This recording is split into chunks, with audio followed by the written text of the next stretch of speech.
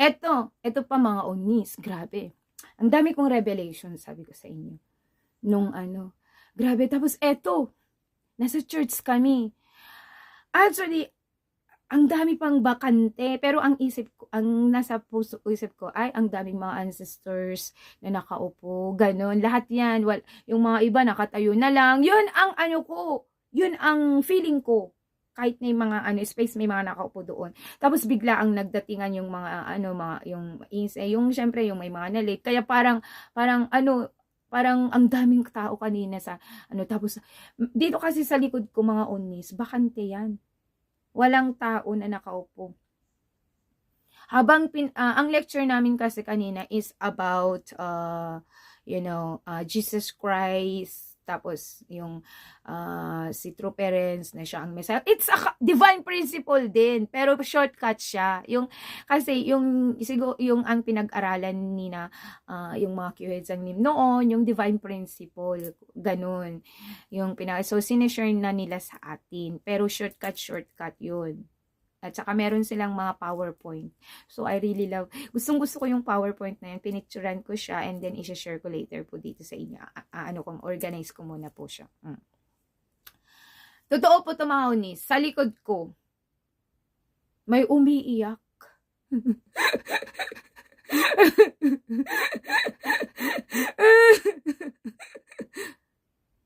Ganon. Tinignan ko. Sabi ko, kure, urutute. Sa mind ko lang po yun, Onya. Urutute. Ta 고백하고 하나님한테 고백하고 urutute. 괜찮아. 너는 잘못이 알고 있으니까 일단 urutute. Umiyak talaga siya. Umiiyak. Tapos nung biglang yung sinabi ni Moksanim na time na True Parents are the Messiah. Yun, doon siya talaga umiyak ng umiyak.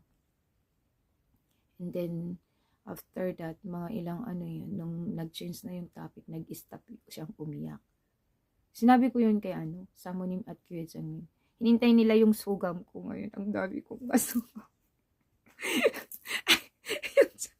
Yung Japanese nga. Hallelujah. From Chongpyong, going to Chonchon, Chonchon to Donghae, Kangwon de Dipil, non-stop ako. Alam mo, si Yama daw ni amazing. Ano ba amazing? Ngayon lang daw siya nagulat daw siya sa akin. Kasi, wala, non-stop yung bunganga ko mga unis. Natatawag kasi, tapos Pilipino pa yung usapan kasi nga, syempre, I know the feeling yung nagdadrive kasi nagdadrive naman ako. Tsaka, kasi sila pa pero alam nyo kung pinag-uusapan namin about divine principle, about spiritual. Na wag kang matakot. Tignan mo si David at Goliath. Si Goliath, Diyos ko, higante. Pero nanalo pa rin si David. Kaya, don't be afraid mga unis. Basta alam nyo na tama yung ginagawa natin, gawin nyo. Okay? At sa mga inactive po dyan, I love you. Tandaan nyo po, wala kayo dito sa group na ito, wala kayo sa group na ito, may purpose bawat ibron. At wag po kayong mahiyang mag-share ng mga sugam ninyo kasi yan po ang nakakapagbigay sa atin ng inspirasyon at malilift up tayo physically and spiritually. At sa mga leader po natin, I really admire yung mga unis.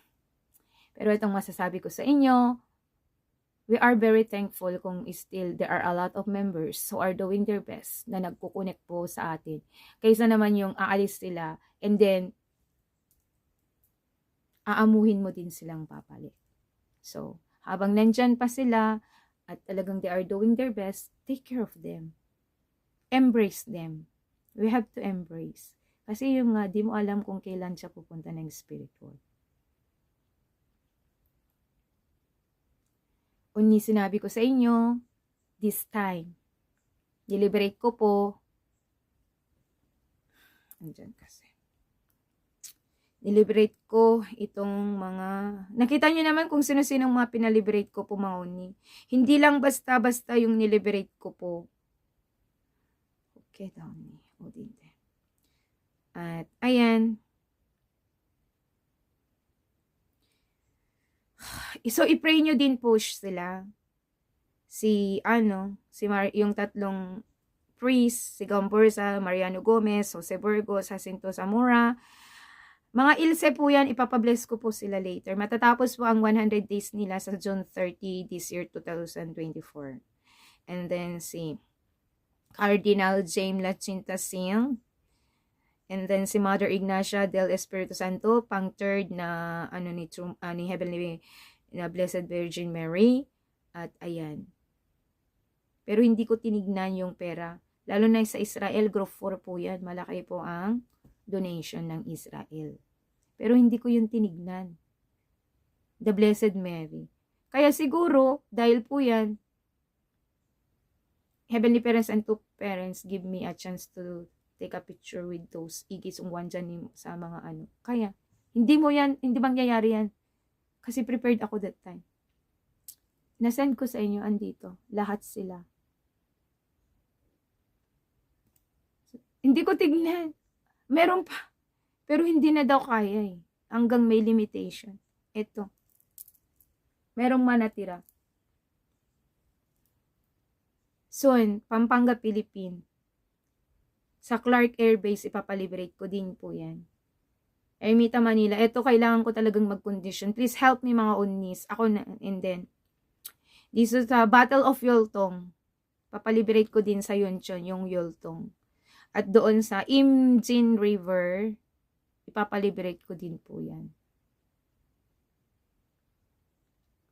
Kaya pwede, magtulungan tayo magpaliberate ng my spirit.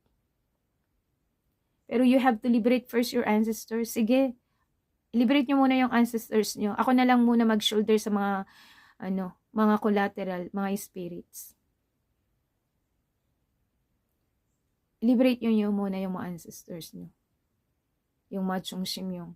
Nag-liberate uli ako ng Chungshimyong ko, mga unis. And then,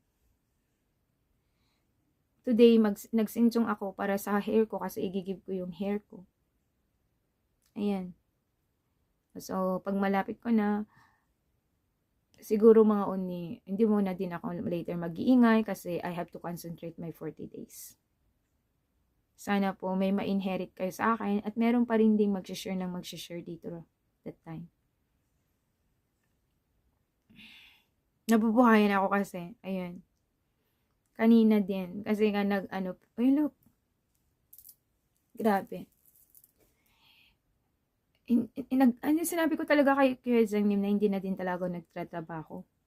Kasi, syempre mag-expect. Titignan nila, di ba? Makikita nila. Kasi sure, ba't di hindi nag-10%? Hindi. Dito muna ako. Sige mga unis, i-liberate nyo yung mga ancestors nyo. I-shoulder ko yung mga spirit na iba. At hindi lang ako, marami kami. Marami kaming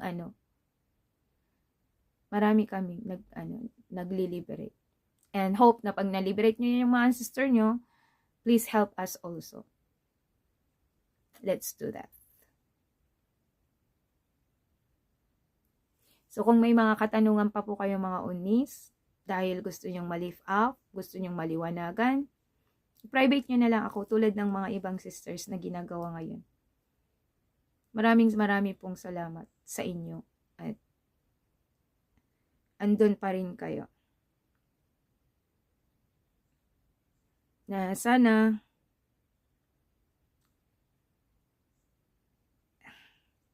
wag niyo akong sasabihan later na